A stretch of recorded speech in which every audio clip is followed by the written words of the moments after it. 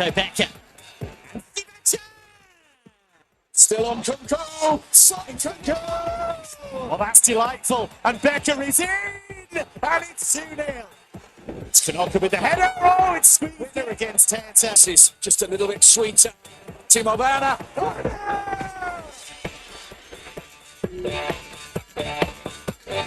Sportybet sponsors coverage of the German Bundesliga.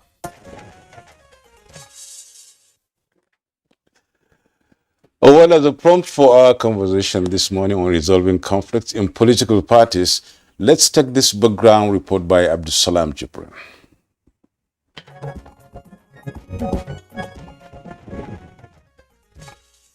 The 2023 general election is fast approaching, and political activities is already taking shape ahead of the polls. Though campaigns are not scheduled to begin until September this year, experts are concerned about the conflicts currently being witnessed in some political parties. They note that the crisis is eliciting anxiety across the country. They suggest that some political gladiators are spearheading the formation of different factions within political parties. This undoubtedly has led to rancor, conflicts, and litigations within several political parties. The conduct of the primaries of some political parties has been fingered as a major reason for the conflicts currently being witnessed across some parties. The infamous dollarization of the process during the primaries, where it was alleged that delegates were financially induced, they insist, is a contributory factor to the crisis many political parties are currently facing.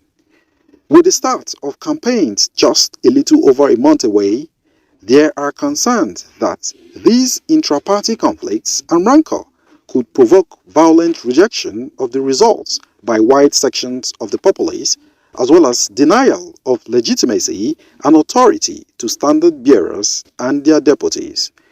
How can these conflicts be managed or resolved ahead of the upcoming campaign process for the 2023 general election?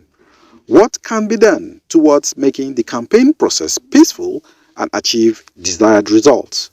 These, along with other issues, guests on the program will speak to shortly. Thank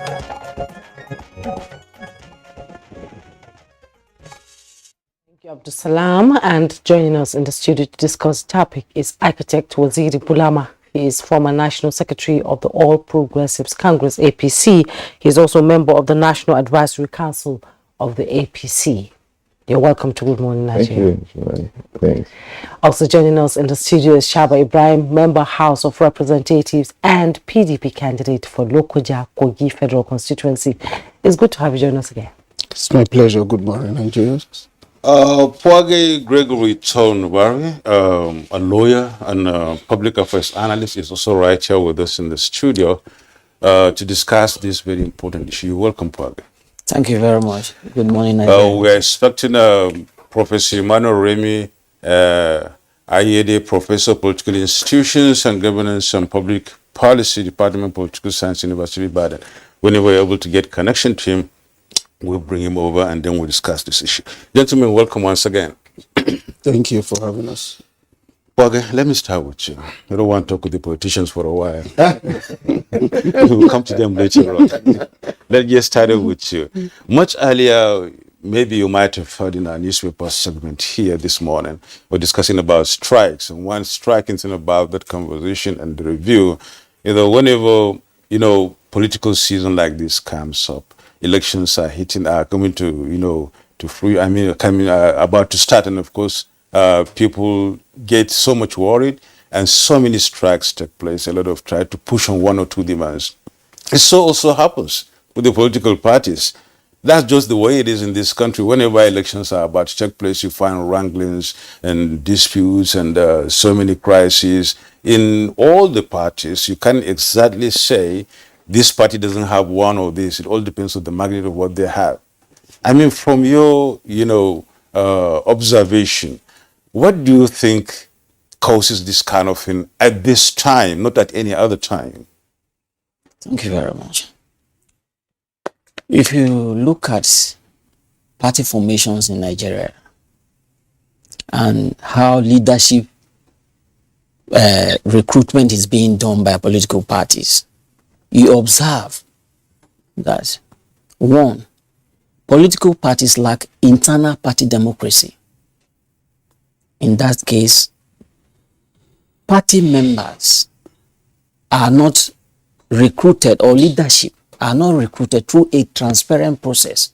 What we now have in Nigeria is an elite consensus whereby 2 or 3 political friends will now sit down and nominate somebody to represent a political party, even when that candidate is not the choice of the majority of members of that political party. Definitely there will be resistance within that political party. These are the reasons. Okay, the Electoral Act 2022 has sort of provided a guide for political parties for primaries, Section 82 to Section 85 of the Electoral Act. And before there was no Electoral Act, they said there was no guideline for primaries. Now the Electoral Act has come into play. How do you think it has augured well for the political parties out there? And keeping in mind the godfatherism thing that you've mentioned here, are we looking at, we have issues in primaries now. Are we looking at an election that has lots of conflict because the primary itself and issues arising from it have not been resolved? No, if you look at most of these political parties, there is inbuilt conflict resolution mechanism within the party. I believe that any party that is serious about gaining power, because that is the entire idea behind formation of political party, how to gain and control political power. They have internal mechanism to resolve their crisis, which I believe they will do before next election. Let's not talk politics and let's see what's happening. At least what's in the background there. Architect Waziri, the APC and the PDP and other parties have crisis. We just got in the, reasons behind such crisis, especially at this time of politicking in Nigeria. The APC is not really safe and insulated from that, although it is the ruling party. What's really happening in that party? That's so much so that efforts have been made by some other class of party members and people outside and thinking of getting the head of the chairman and of course some other, grievances. Why so? Why now? Well, with all due, respect, the situation, in the APC is calm at the moment. You remember the party after the 2019 general elections, the leadership of the party was succeeded by the caretaker, was replaced, with this caretaker extraordinary convention planning committee, which completely restructured and rebuilt the party from bottom up. The membership register was updated, and then we elected leadership at all levels of party organization, from the polling unit to the ward, local government, state, and then the national convention, which we held in the second quarter of this year. And following which, we also came up with the national convention that produced a presidential candidate.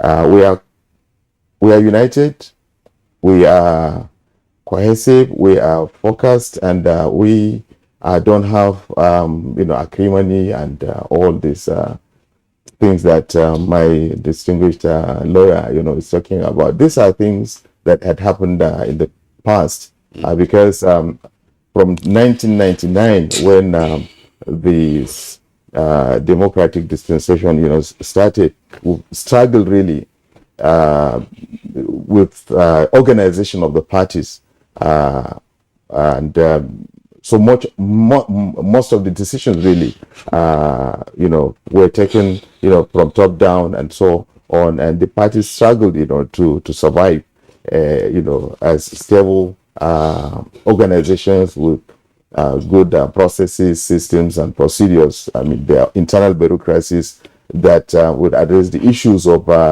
internal democracy.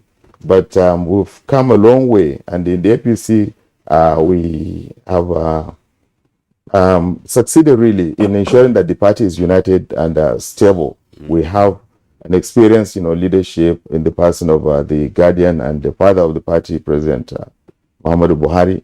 We have an experienced, national chairman who has been managing people and politics and leadership for a long time in the person of Senator, Abla Adamu, the national chairman. And then, of course, we have also succeeded in producing a very capable, experienced manager of people and resources who was transparently and openly and cleanly elected overwhelmingly by the delegates of the party in our national convention, the emergence of our candidate Asiwaju Bola Ahmed Tinubu. So at the moment, really, we don't have the discontent and ill feelings well experienced in other parties in the APC. Yeah, okay, thank you. Just a minute before you write on Jumai. The word you use, calm, here is just very heartwarming, really. But that doesn't really, explain the fact that there are no crises in that party. And then the issue is that resolving those crises is why we are here this morning, to look at these parties and then see how resolutions can be reached within the shortest possible time, and then have a free and fair elections and campaigns rather before the elections take place. A lot of people will not really agree with the fact that there is no crisis whatsoever in APC. It's not just, it may not be the fact, really.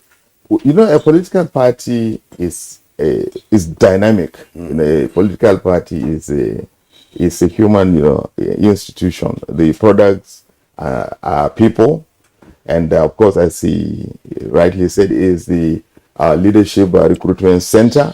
It is the center for conflict resolution. Is the place where, of course, people, aggregate, people from various backgrounds, because by its formation, by the provisions of the Nigerian Constitution as well, our political party must necessarily, be multi-religious, multi-ethnic, it cannot be a product of any identity, politics. So there is always internal, dynamics within the parties, because interests converge, and these interests are diverse, and it's reflected, of course, in our diversity as a nation. So political parties are always active, but as a party man, wherever I see any complaint or grudge or issue raised, I would really see whether the background to that complaint, whether that is just a complaint or whether it is serious, So this is the issue. There are, of course, statements you can read in the media, or sometimes, most especially in the social media, but they are not serious issues, really. There are no serious threats to the stability of the party. For instance, I don't see any question, about any challenge to the leadership of our party, for instance. I've not seen any serious threat to the adoption of our candidate from any stakeholder group, to the emergence of our candidate, for the presidency, for the 2023 general, elections.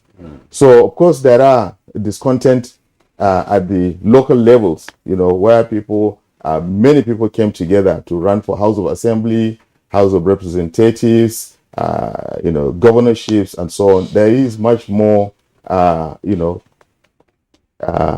activity at the local levels, and this the party actually is addressing, because there are people who have written to the party through the various organs of the party, seeking, complaining, and seeking for redress, and of course seeking for the intervention of the various startup leadership to address. And indeed, truly, Section 18 of our party constitution has provision for setting up a reconciliation and dispute resolution committee, which would, of course, deploy the internal dispute resolution measures and mechanisms to address these issues.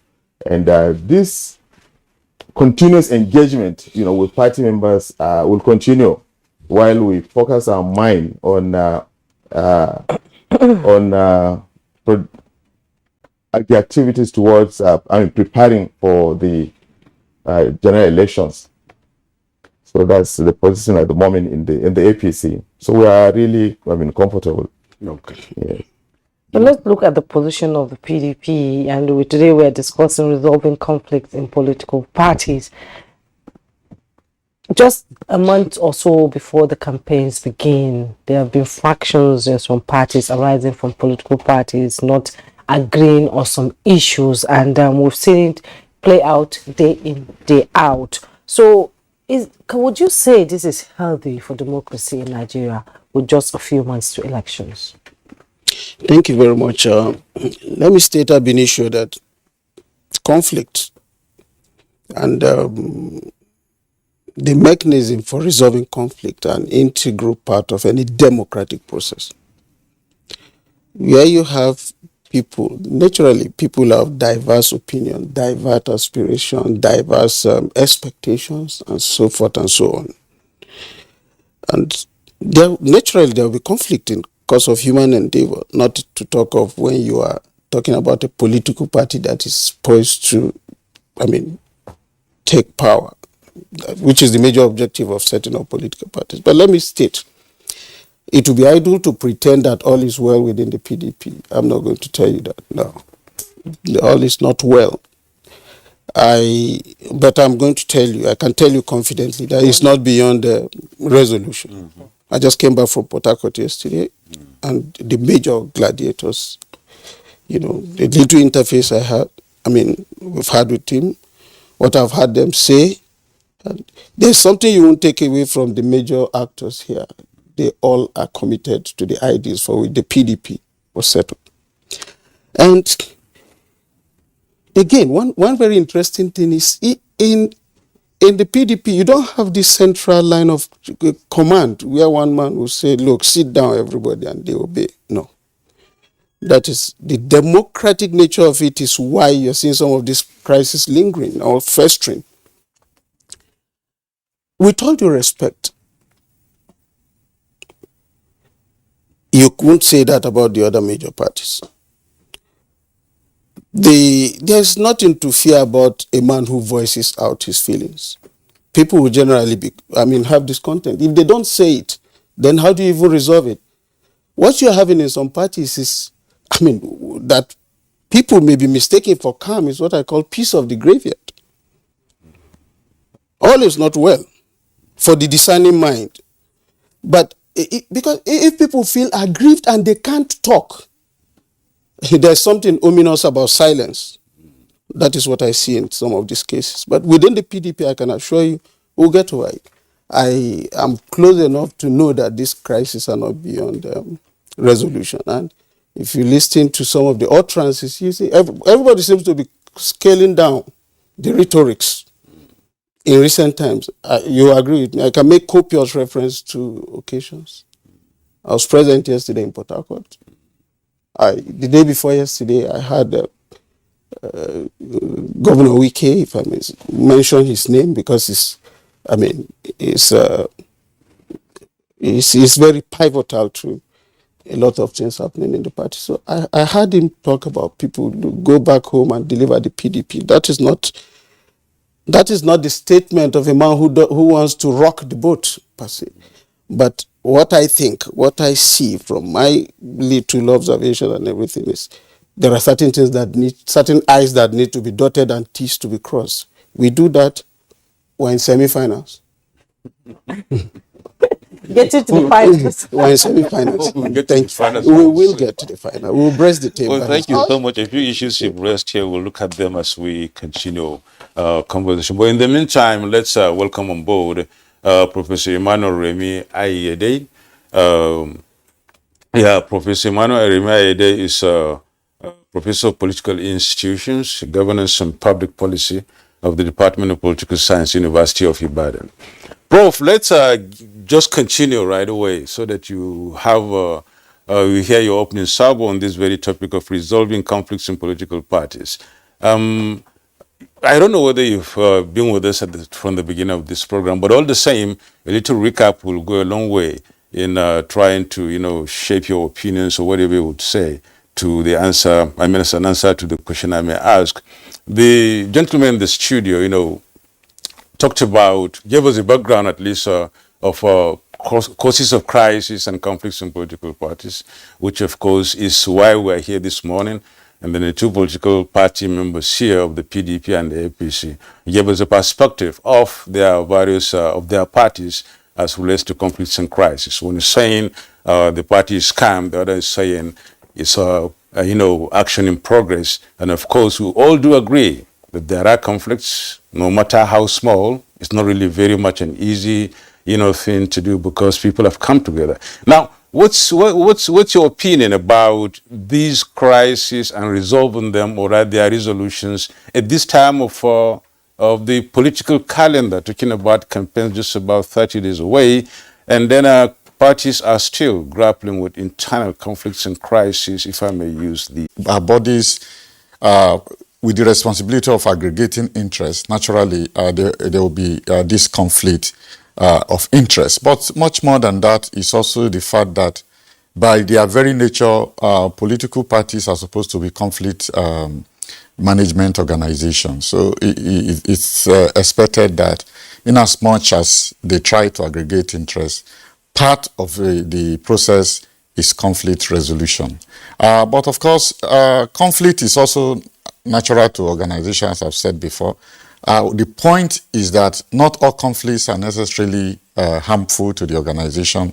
And that's why I agree with Honorable Ibrahim that there's nothing wrong when members of political parties express their grievances. But what is particularly important is that now that we are close to the campaign period, we expected the political parties to be focused on their preparation for campaigns and so on and so forth, rather than being bogged down by protracted conflict, which is spiraling into some kind of crisis because it sends wrong signals to members through the rank and file.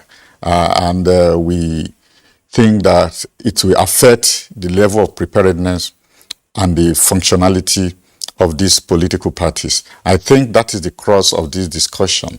And what it raises is the extent to which the conflict management structures and processes within the political parties are effective. Otherwise, the issues on the ground, following the primaries, following the determination of the running mates for the presidential candidates, are things that the parties by this time should get used to. This is not the first time the parties are contesting the presidential elections. They are actually parties that have been in government before. We expected their internal processes to be much smoother than it currently is. And I think there's a lot to say about the management of the political parties in terms of the protracted conflict that we have seen in the build-up to the primaries and also in the post-primaries period, now still dragging on onto the campaign period. That's actually what is worrisome about the current conflict situation. And the way, it's also portrayed in the media. The key actors are talking to the press. They are, sort of giving wrong impression, or if I may put it that way, concerning the state of the political parties. And that's not good enough for the image of the political parties, especially as we are marching into the campaign season. Talking about issues on grounds, there are so many issues arising from the primaries of most of the political parties, several litigations arising within the political parties, so close to the campaigns. We hear of people who contested primaries, but their names are not with INEC, and candidates are not allowed to contest under that party. A lot of confusion is going on here, just a month plus before the campaigns begin. Do you think this is good for the campaigns itself and the process towards the elections?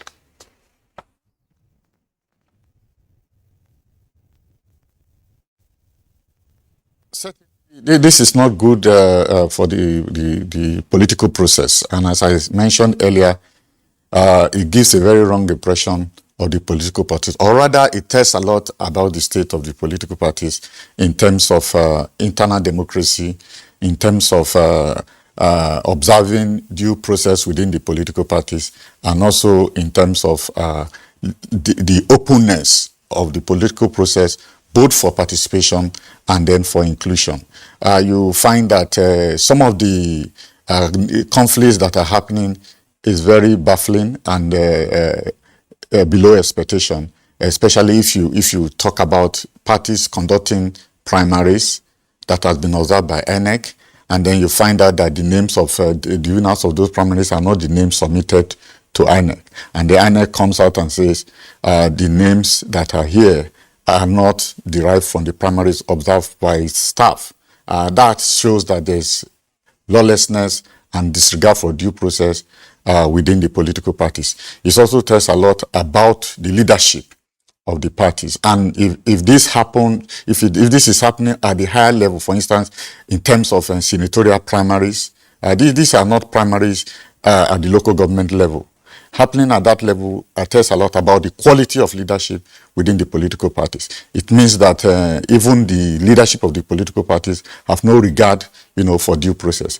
Not only does it create problem for the cohesiveness of the party, it sends wrong signal to the rank and file at the lower level, and it sort of drains the political parties of trust and social capital. And these are very important ingredients of political participation, of collaboration and cooperation within the political parties. Now, how do you carry out an effective campaign if people don't trust one another, if people don't believe that the parties will take decision in the benefit to the benefit of those who are sacrificing for the political parties? I've heard a lot of politicians say that one political party or the other has no good rewarding process, that those who work for the party are left unattended to, they are not rewarded for the effort they have put into the parties, while those who are just newcomers, who can reroad themselves through the leadership of the political parties, are given prime opportunities. So it shows that there's a lot of instability within the political parties, and the processes of the political parties are not institutionalized. And that's why we are really worried that we are moving very close to the campaign period, and they are unable to resolve some of these conflicts. Well, thank you, Prof, for that, insight and perspective.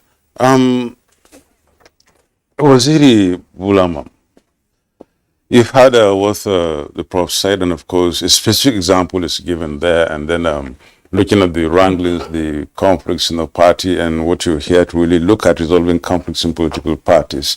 In the APC, as he rightly said, there are issues of primaries, issues arising from the primary elections and some other issues, especially senatorial elections, primaries and things like that. And these have not really gone down well with some of the members of the party. And when you claim it's calm, really, it's really calm, but of course, the conflicts are still there, and it boils down to where the electorates are, because they are the ones to really vote and vote for the people they really nominated or set out to for the primaries. How would you react to this specific example, for instance, put forward? In my earlier submission, I've not denied the fact that there are a few issues, at the other levels, especially at the gubernatorial, senatorial, and reps and so on, at the other lower levels of party organization, where people competed and contested for the various, positions. And of course, in our party, two of these cases stick out very clearly, because the two, the gladiators, these are big men. Senator Ahmed Lawan, the Senate President, issue in Yobe State, and as well as that of Senator Godswill Akpabio, another great leader of our party, from Akwa Ibom State. These are, few things in the APC. At the moment, they are in the courts, and I'm sure this issue will play out. But what is responsible for this consensus, for this calm, and unity in the APC was not something that just happened like that. In the APC, our leaders and stakeholders continuously met and discussed, continuously engaged each other, and that is actually before for instance, the convention came, or before for instance, the national convention that produced the leadership of the party. For instance, one of the major stakeholder groups in the party, the Progressive Governors Forum, met and came up with a consensus list for party leaders, which was agreed and signed by all of them, the 22 governors of the APC, and eventually that was accepted in the convention, and the few guys that dissented were appeased, at the national, convention on the day of the convention, which was, covered live nationwide. Now, the stages and the period preceding the national convention to produce the presidential candidate was also, there was also intensive, consultation. And of course, I could remember the president himself also, President Muhammadu Buhari, the leader of the party, also got involved. He, addressed the candidates. He addressed the committee of the forum of APC governors.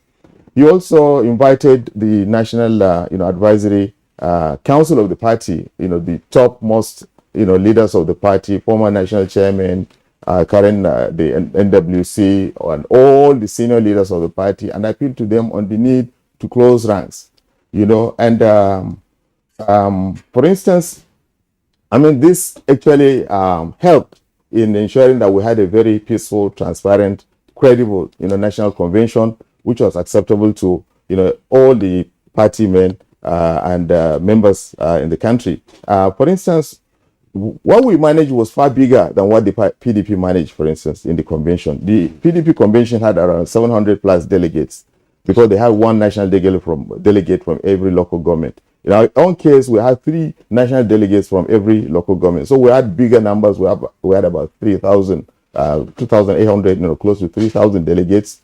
They came to the Eagle Square, and each of these 23, aspirants for the ticket, all of them competent to lead our party in the next elections. All of them. They all had, they were all senior leaders of this party. They had paid their dues, from Asiwaju to Vice President Osibanjo to Senator Okorocha to Godswill Pabio to Bello. All these are, extremely, successful members of our party who, presented various, ideas and leadership attributes in our party. They presented themselves before the delegates, and then eventually the delegates voted and agreed on one of them. One got majority of the votes and he marched. And since the convention took place, the leadership of our party, both the national leadership as well as the person who, Asiwaju Bola Ahmed Tinubu, who emerged as a flag bearer, has been meeting and engaging all these leaders who participated in the national convention so as to ensure unity, oneness, cohesion, inclusiveness.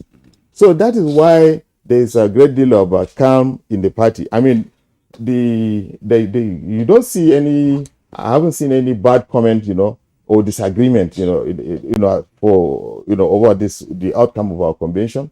And I haven't seen any serious court case or litigation challenging the outcome of this convention. So at the moment, our leaders, both the candidate and the leadership of our party, they are consulting and trying to, with a view to setting up a campaign council to prosecute, to plan and embark on the campaigns when the campaign, starts in September.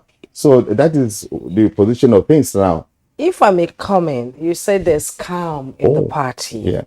And people like Ahmed Lawan went for the presidential ticket. Yes. Though it is in court now, we are not supposed to be discussing it. Yes. Was there an agreement? Because we are seeing a new procedure now, which is called stand-in. Wait for me. If I lose there, I come back, then I take my ticket.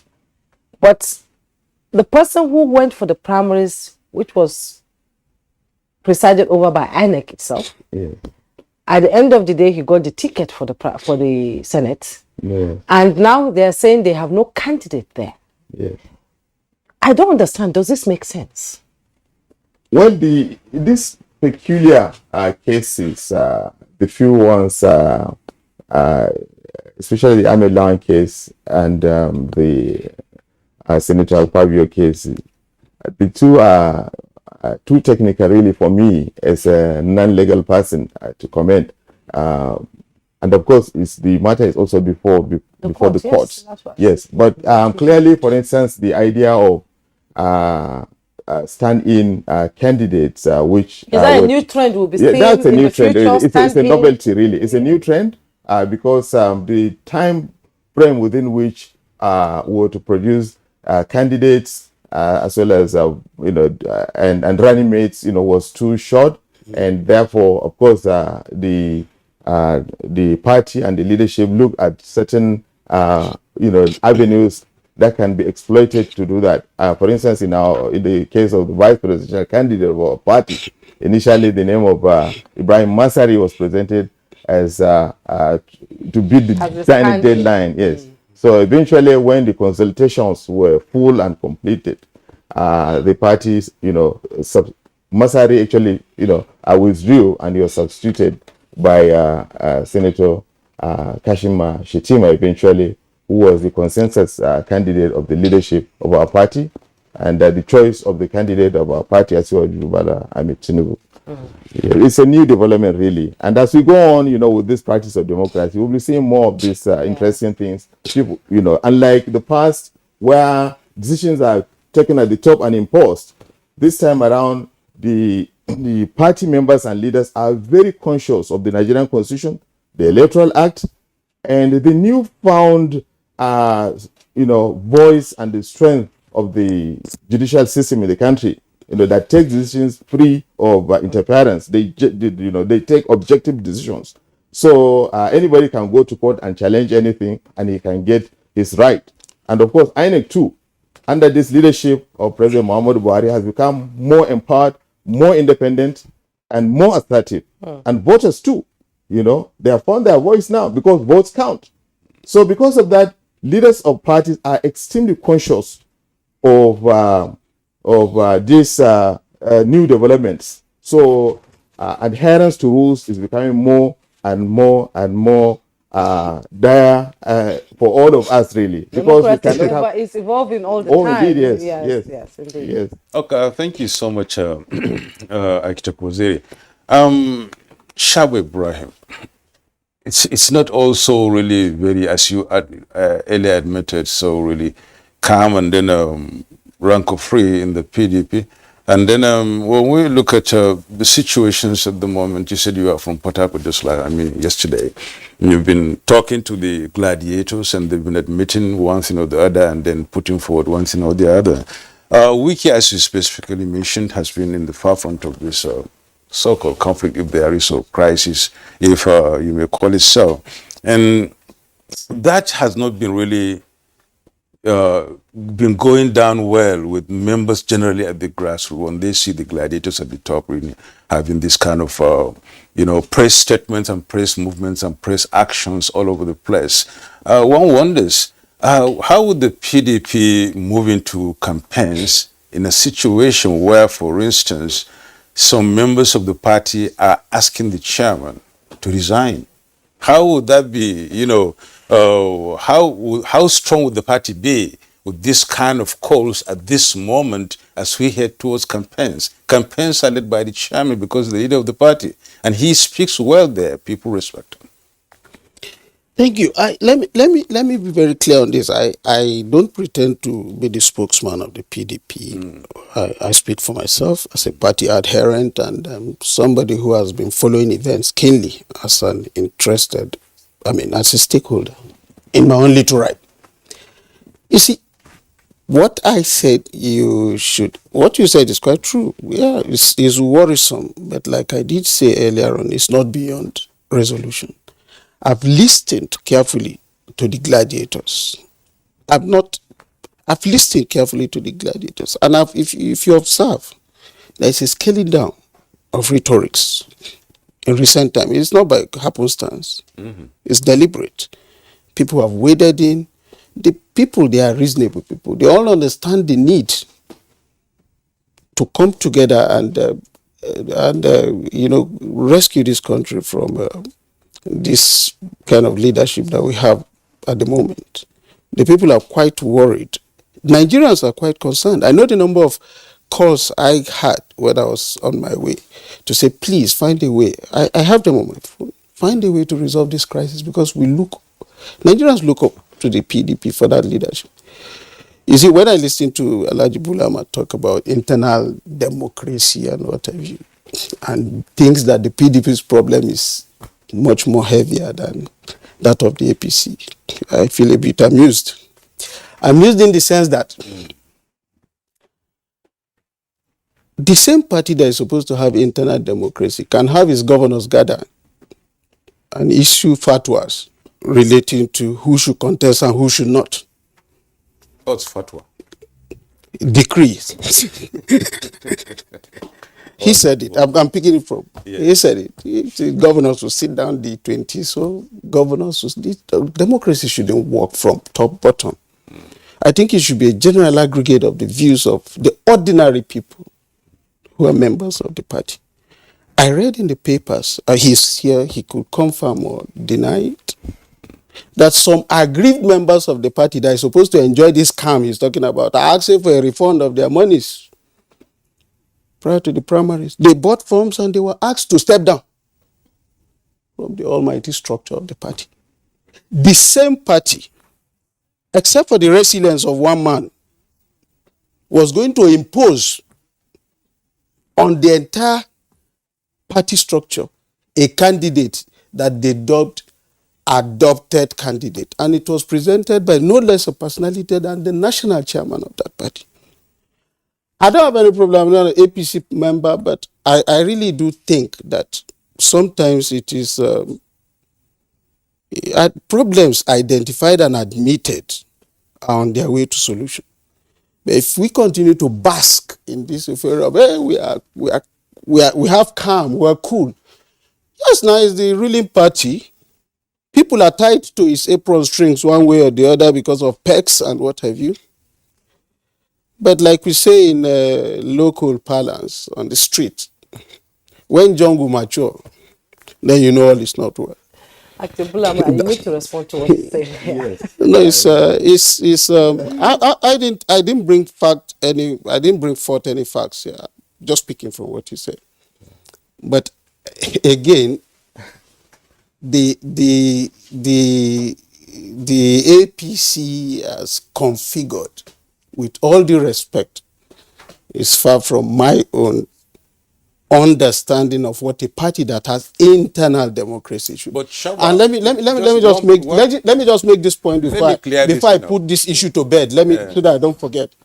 You see, again, what he calls minor crisis. Now, I don't want us to be referring to what he said. I have a question which I asked to you. Okay. And I want you to respond and answer my question. The question is... Okay, I thought it's interactive. It's interactive.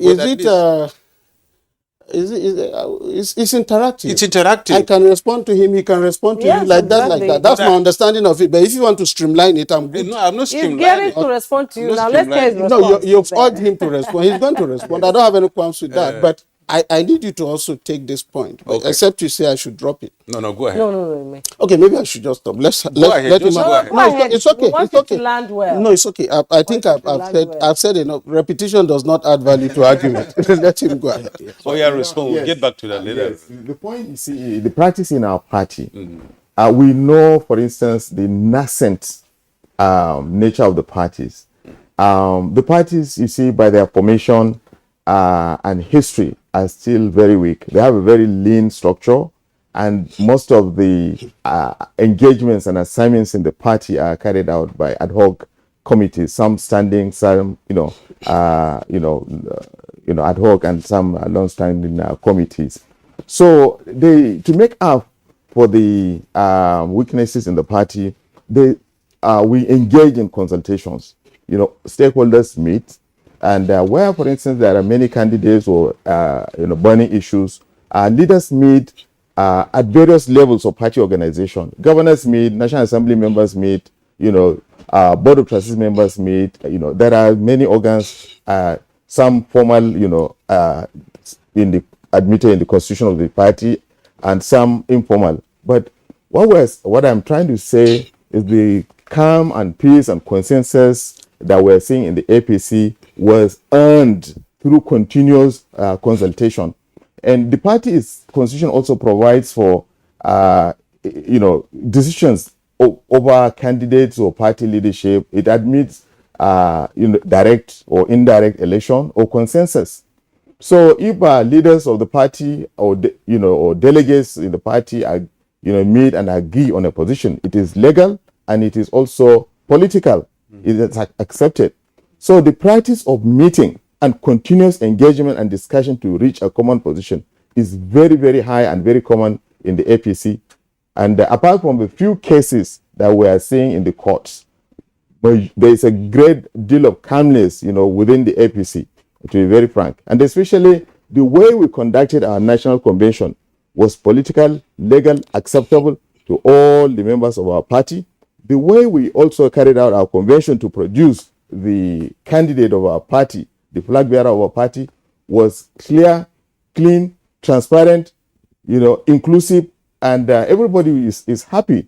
And we are also now moved away from that. The thing that the APC is now handling, the leadership of the party, the presidential flag bearer of the party, as well as the father of the party, what they are concerned is how do we set up or produce an inclusive campaign organization? How do we generate programs and ideas to convince party members and to also engage Nigerians on issue-based campaign, a knowledge-driven campaign? How do we address Nigeria's major concern? How do we consolidate on the gains this government has made in the last 7 years? And what are the issues that we present to Nigerians? This is what we are concerned with. We are not really bothered about party unity and so on. All our 22 governors, are united.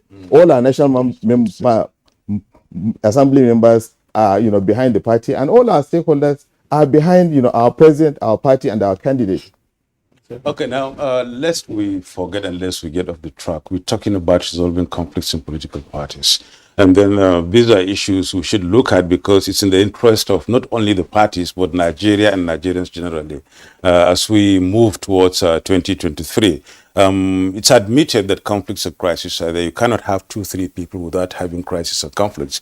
But how you resolve them, determines how strong you are as a people and how strong you are as a party. Gregory. I thought I have a right of reply.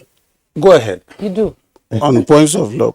Absolutely. Go ahead. But let's not make it like... because we have two other guests no, here. it's okay. I'm just going to... Let me just make this point. You see, some of the things that he has alluded to, with all due respect, like the issue of Ahmad Lawal, they are not crisis parties. They are not even issues that should arise. Should surface anywhere. These are signposts of impunity. Impunity. Mark my words.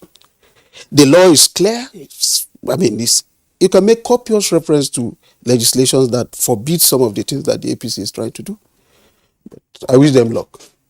But it's in the court now anyway. That could be sorted out. I wish them luck. I leave it at that. I was just trying to bring us back on track and then say, as a public affairs analyst, you've at least heard them, You've heard them not only here, but all over the place. You've seen their activities, political parties, generally, not only APC and PDP in this country. And then earlier you talked about lack of internal democracy as one of the causes of this crisis. And the godfatherism, that happens to be very strong in some of these political parties as causes.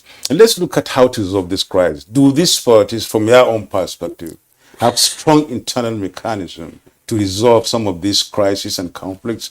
If they do, right, how are they handling these mechanisms? Thank you very much.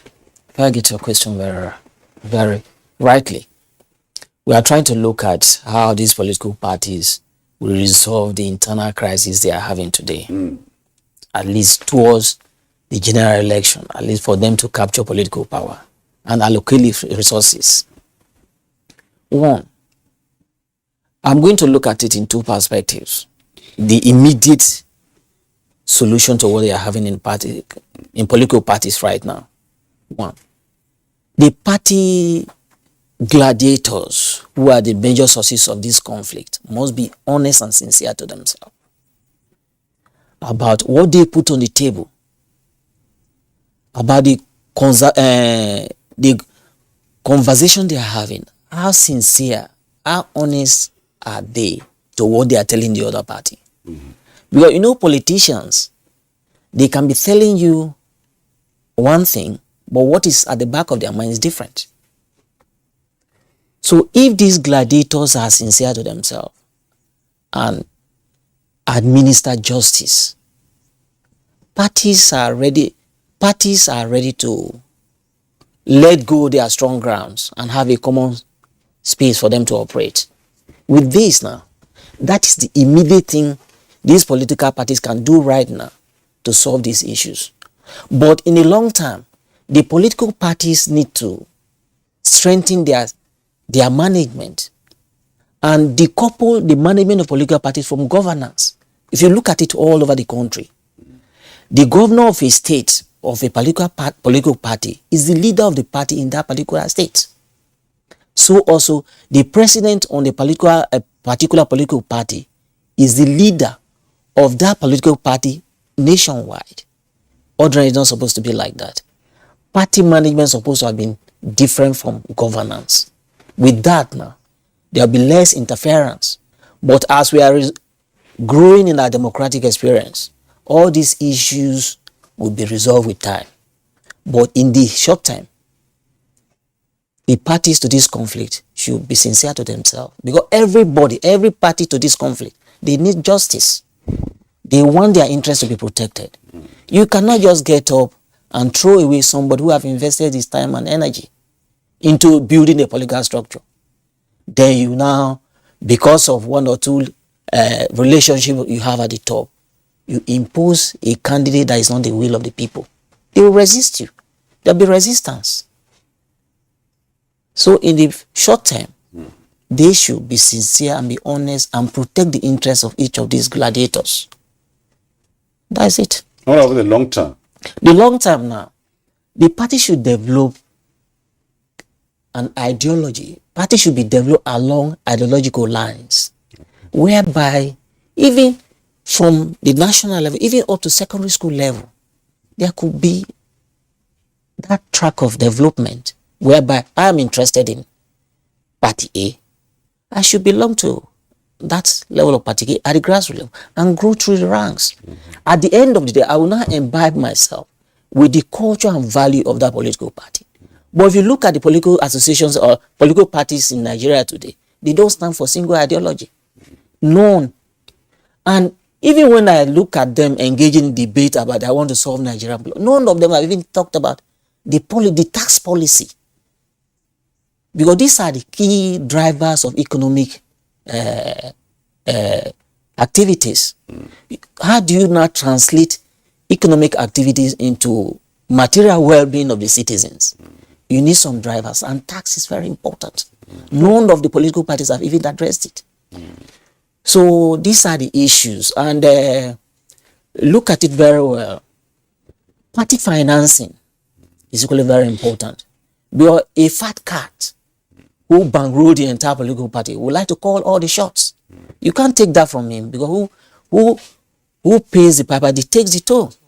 So these are the crises, so these are the sources of crisis we have in this country today, politically speaking. Well, yeah, you've raised a lot of pertinent questions there this morning, but we'll come back to that after this break. Don't go away. Thank you.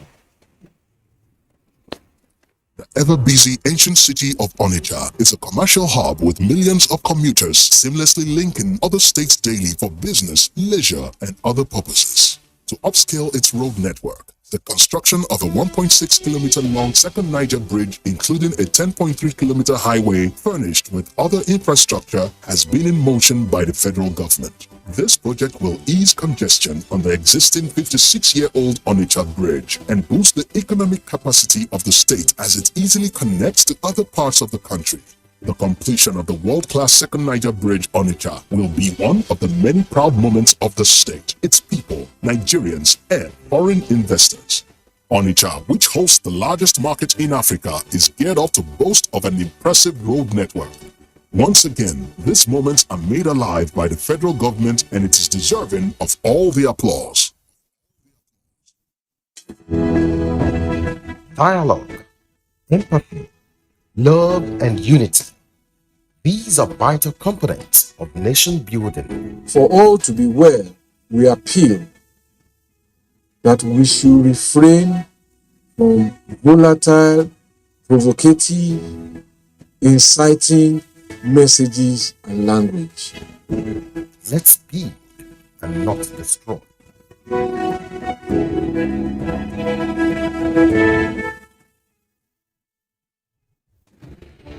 As the 2023 elections draw near, remember, evil prospers when good men and women only wish for peace, but never take a step to make peaceful elections happen. Are you a father? Are you a mother? What are you saying to your children as the elections approach? Have you warned them not to let themselves be used to cause violence? Have you explained to them what the consequences of electoral violence might be? Do your part to make peaceful elections happen. Talk to your children.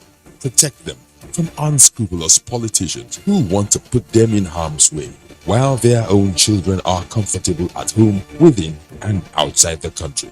Let's join hands to make 2023 elections peaceful. This message is from the National Orientation Agency, NOAA.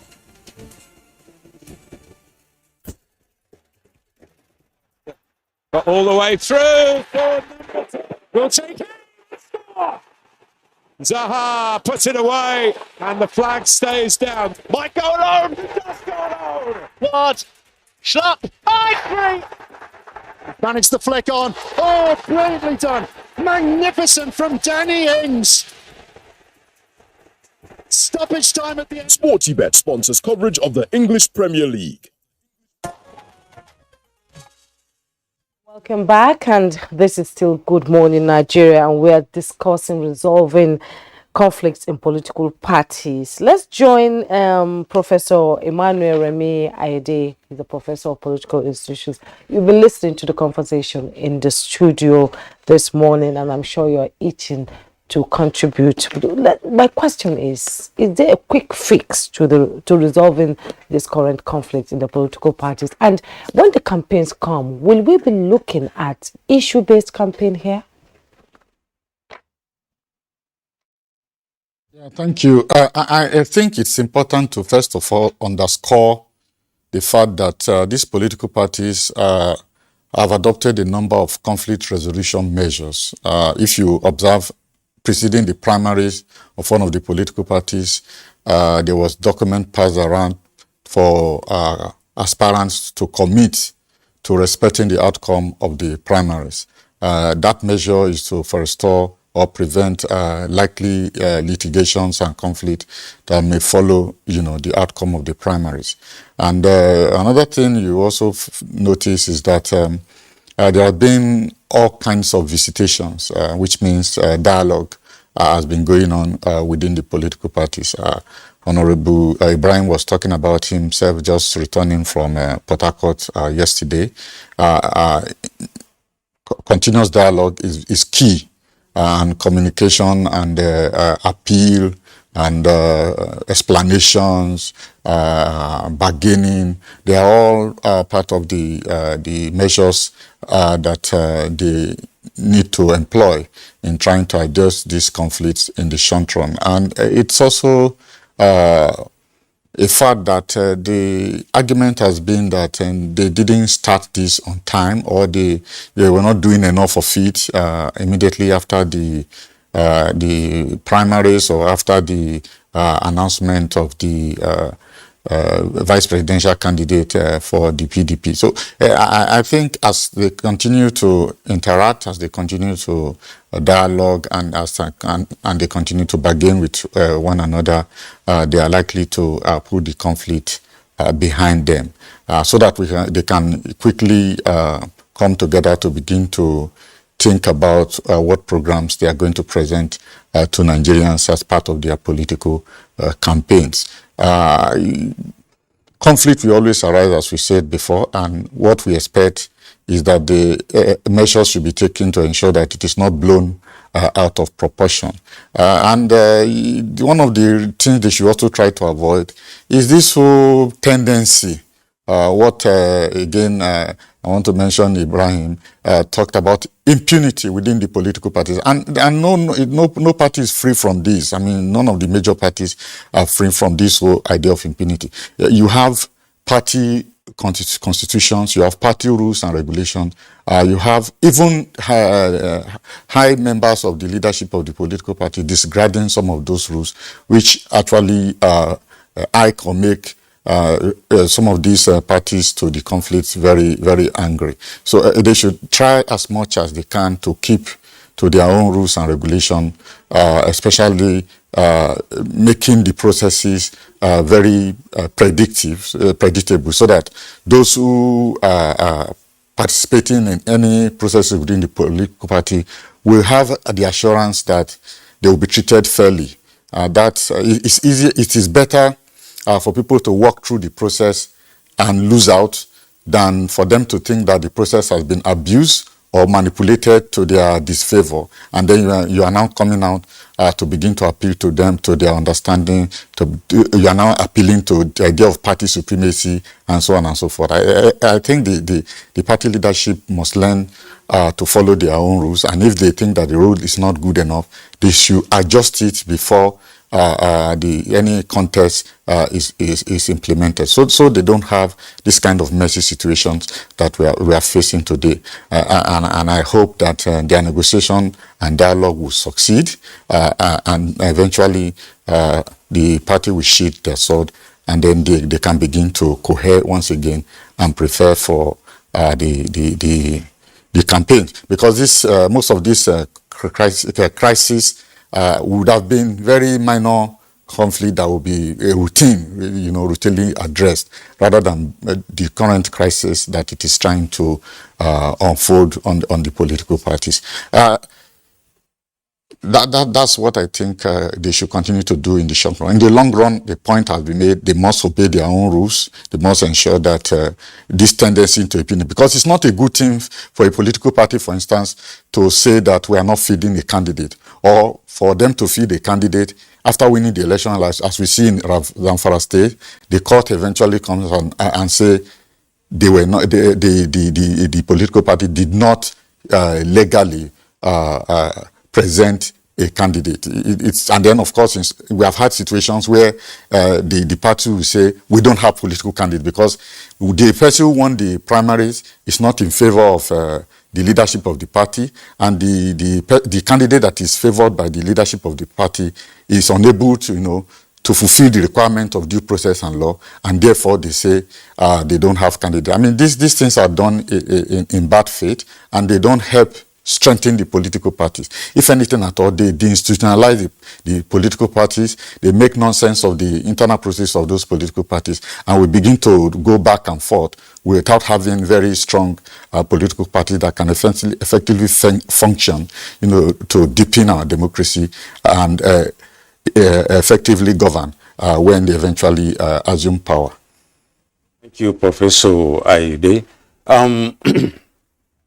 Shaba, let's talk more about my earlier question, because I'm still soliciting for that answer. Yeah, yeah. And talking about, what Professor just said, the internal, mechanism for conflict resolution. Good enough, you said you're from Port Harcourt, you've been shuttling all around with some of your members trying to resolve, especially the crisis in the PDP. And then it's heartwarming to also know that the tempo is really coming down given the efforts you've made. But as we approach the elections, as I earlier asked, all right, where some party members giving terms of, conditions for whatever they need in order to, come back to the fold and then carry or make the party united once again, one of which is to get the head of the PDP chairman, which the PDP chairman responded by saying he's not moving an inch because he has a mandate. Now, how would you respond to this, given the fact that we have only 30 days to elections? Okay, thank you. Let me make it very clear that at that level, everything is on the table. Everything is on the table. I mean, no price is too much to pay for peace, if you ask me.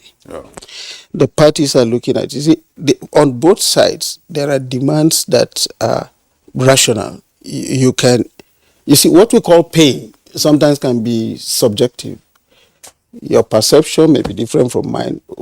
Something may happen and you think, oh, why is he here? Oh, hell, he's overreacting. But he who feels it knows it. So it is this internal mechanism that is embedded in the party's constitution that has been activated now, triggered now, to look into all those issues, the gray areas, and they're doing a good job of it.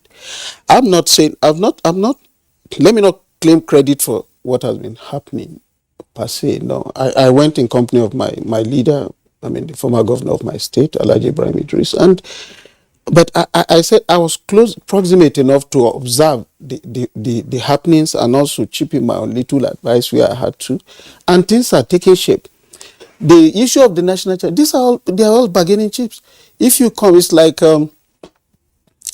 those days in, I don't know if you speak Yoruba, in criminal law, you say like retribution, or something like that. What I learned in criminal law classes.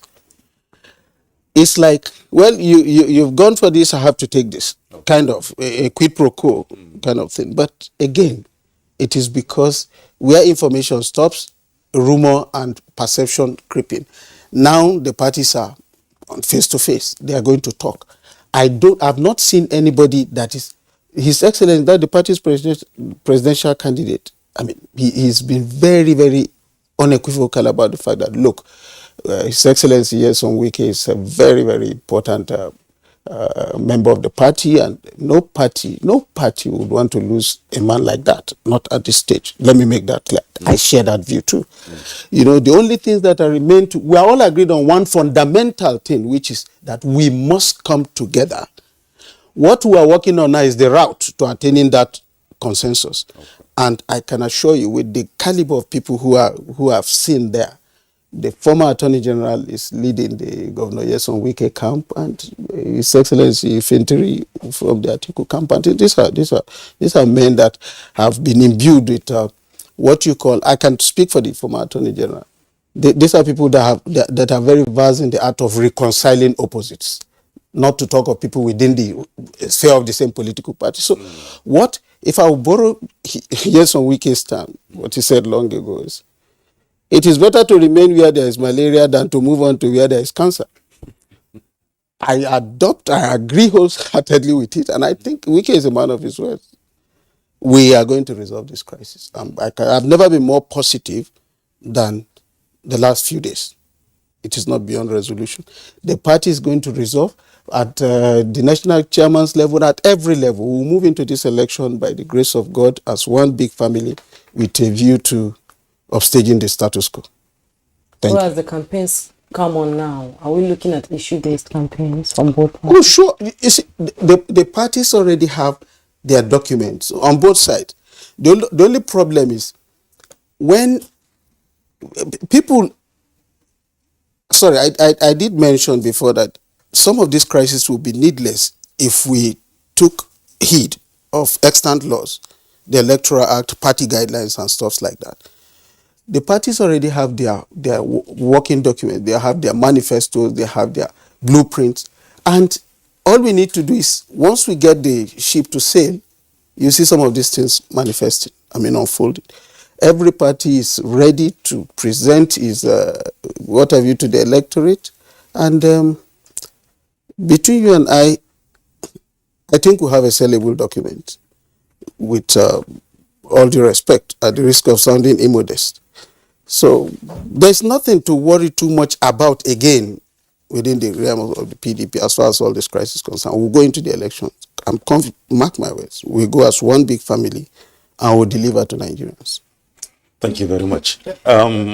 Gregory, tell us, we've been talking about PDP and APC, and there are some other parties, NMPP, Labour Party, ABGA, and the rest of them. We cannot say they too don't have their crisis or conflicts here and there. There are cross-carpeting issues, there are disgruntlements, there are, dissatisfaction among some other parties that causes some movements and some statements and whatever. These parties we have, and these dissatisfactions that come up in these parties, as Ifeanyi has said, are caused by certain reasons. To a great extent, all right, it should not be that Nigerians are looking up to these two parties because there are Nigerians in other parties. What would you say? From your observatory tour, what did you observe so much about these smaller parties, if they are really small parties? Like the professor rightly said, crisis is innate to human interaction, especially when it's being driven by interest. Political parties are formed for the basis of capturing power and allocate scarce resources in the society. And these are the drivers. So all the parties in Nigeria, none is exempted. They have their crisis. But why PDP, APC issue is at the top is because APC is the ruling party in the country. PDP has been in government for a very long time. Then they stepped down the referendum of 2015 forced them out of power. That is why the PDP APC crisis is known, or it's as if that these are the only two political parties. Other parties, they have their issues. Other parties from all the parties in Nigeria, they have their internal problem. They have their crisis. Because if you look at it for the body language of even the gladiators, they don't even believe in the policy document of their own political party, the rules that guide their association. They don't even believe in it. They believe that since I have overwhelming influence in this political party, I can dictate what happens in the party, ignoring the rules of the party, the party constitution, even the Constitution of Federal Republic of Nigeria. It is only when your interest is being threatened that some people are bold enough going through, because they know that they will not obtain justice within the mechanism provided by the political party. They now go to court to enforce their right. That is when these now get to court. All parties in Nigeria, they have their issues, internal crisis. But PDP and APC, these are the two elephants fighting. So that is why their own is pronounced as if they are the only two major political parties in Nigeria. But But I believe with time, the character, because even the gladiators themselves, they've not really democratized their persons. They don't even believe that democracy involves debate, consensus building, superior argument takes the day. They don't believe in that. Okay. They believe that I am the leader, you must obey me. It's not done that way. There will be resistance. Maybe with time as we move on, yes, it's a process. They will democratize their dispositions to debate. Yes, and as we round up, Blama, we've got maybe 1 minute or so on this program. In 30 seconds, what should be your parting shots as regards your preparations for the elections? I mean, for the campaigns and the current calm you have in the party. You see, for the APC, for us, some of these things are not, theory.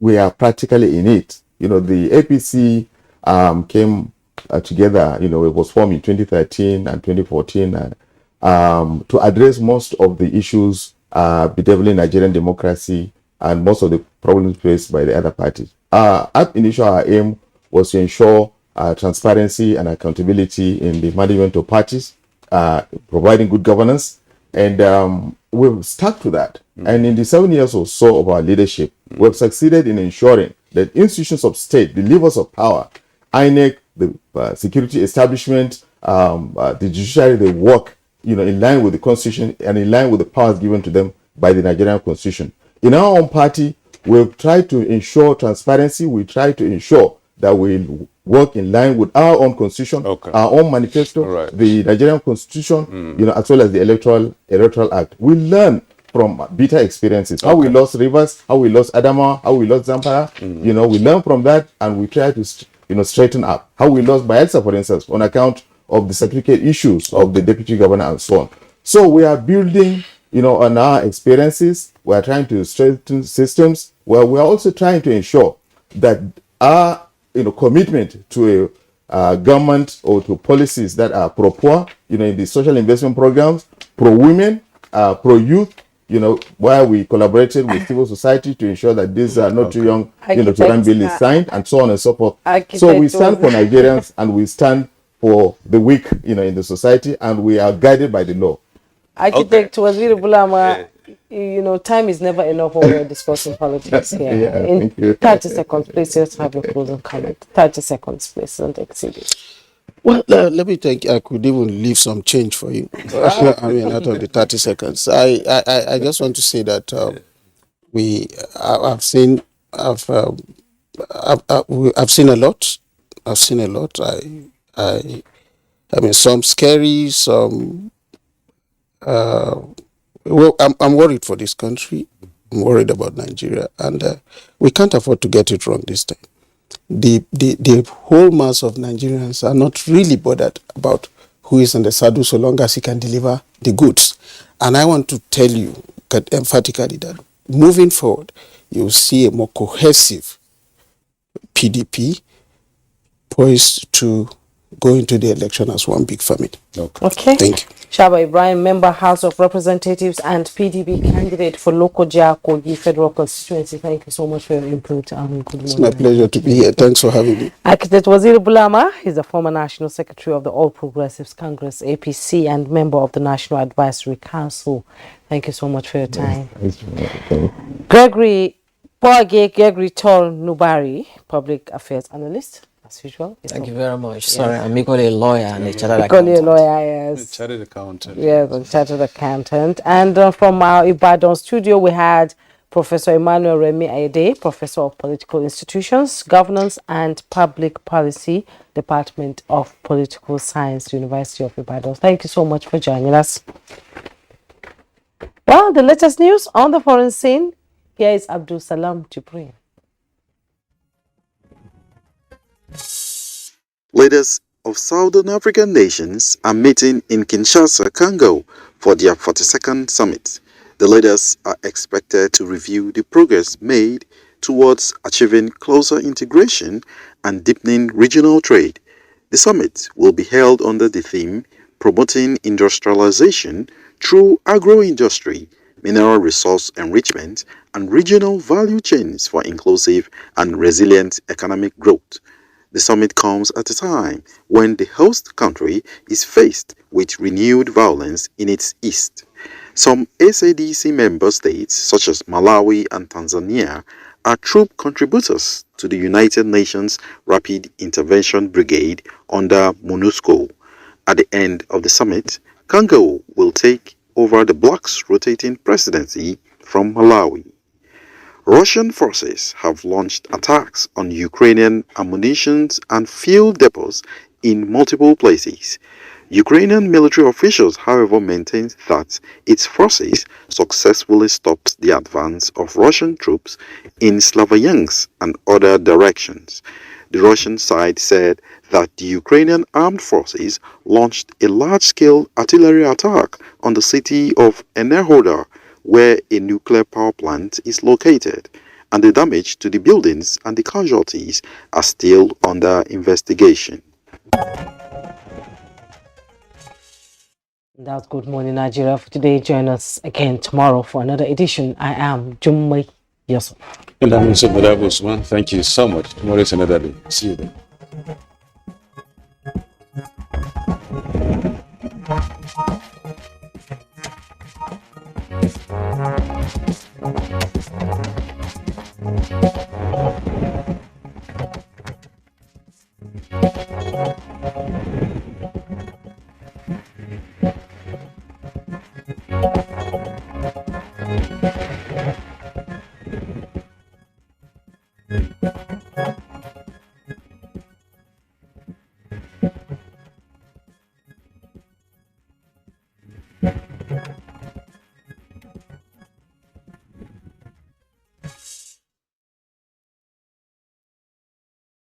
What does it take to get ahead in today's world?